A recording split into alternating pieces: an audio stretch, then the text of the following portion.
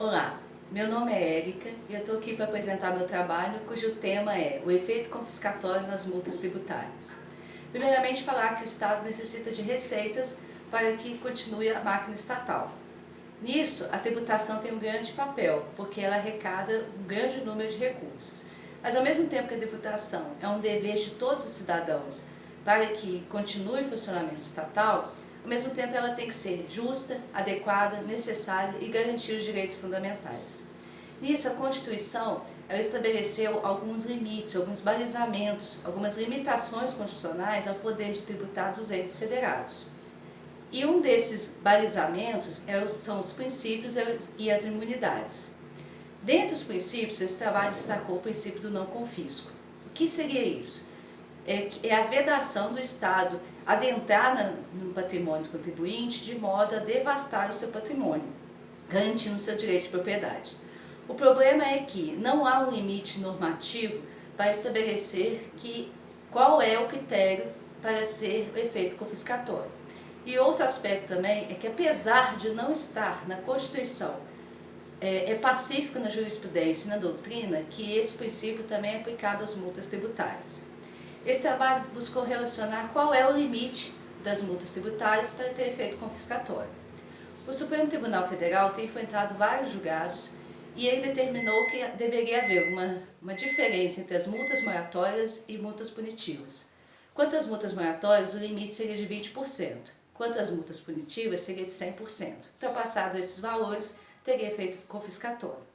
Mas esse trabalho não quis apenas estabelecer uma diferença entre moratória e punitiva, e sim alguns aspectos também relacionados a ela. Quanto à questão da multa moratória, como ela tem natureza indenizatória, ou seja, ela está mais próxima do direito civil, o melhor tratamento dado a ela seria nas relações contratuais normais, ou seja, quando há um descumprimento do prazo nas relações contratuais no direito civil, essa porcentagem não ultrapassa 10%. E além disso também deve haver uma gradação nessa porcentagem, porque tem que ter haver uma diferença na temporalidade. O sujeito passivo que fica em mora do pagamento do tributo em 5 dias não deveria ter o mesmo tratamento de um que tem mais ou menos uns 25 dias de atraso ou mais. Com relação às multas punitivas, também deve haver um tratamento diferenciado. Esse trabalho propõe, então, que ela seja dividida em 3 espécies.